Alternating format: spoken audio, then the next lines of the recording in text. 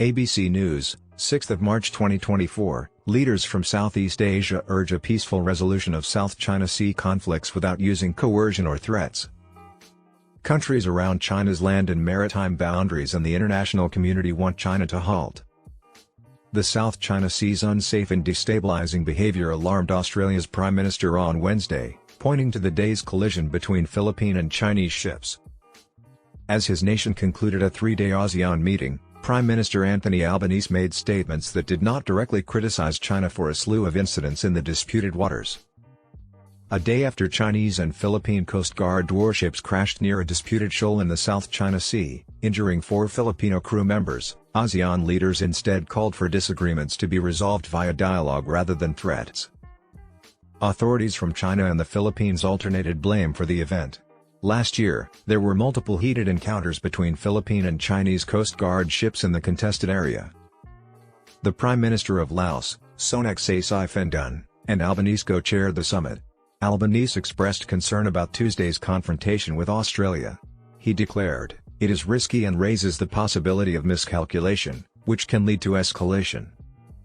Citing a 2016 arbitration verdict in The Hague, Netherlands, invalidated Beijing's enormous territorial claims in the South China Sea, which conflict with the claims of several ASEAN governments. Australia had supported the Philippines' push to have the ASEAN declaration accepted at the summit's close.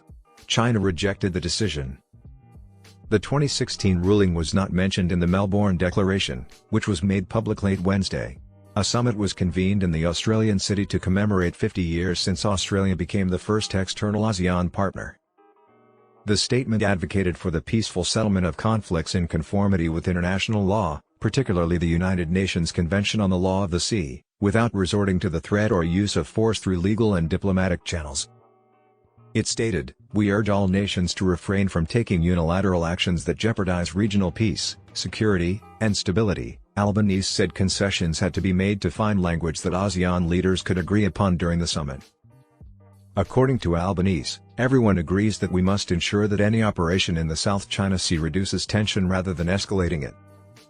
According to Damien Kingsbury, a Southeast Asia scholar at Deakin University, the declaration's omission of a specific reference to China hinted at Malaysia's more accommodating stance toward the Chinese and nations close to Beijing, such as Cambodia, Laos, and Myanmar.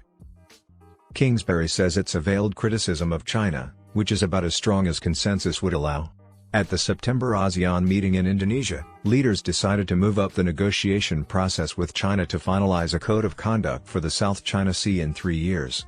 A code like that would try to stop dangerous and inflammatory behavior. Russian Foreign Minister Sergei Lavrov, Chinese Prime Minister Li Qiang, and Vice President Kamala Harris attended that summit. Singapore's Prime Minister Lee Hsien Loong has led ASEAN for the longest after Brunei's Sultan Hassan al Bolkiah.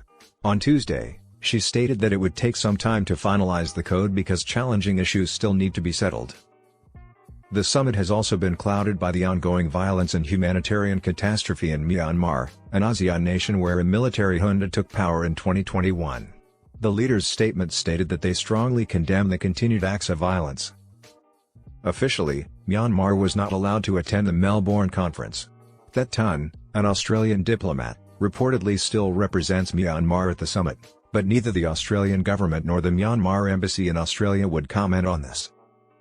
On Monday, some 200 protesters voiced their opposition to the presence of Myanmar representatives at the summit.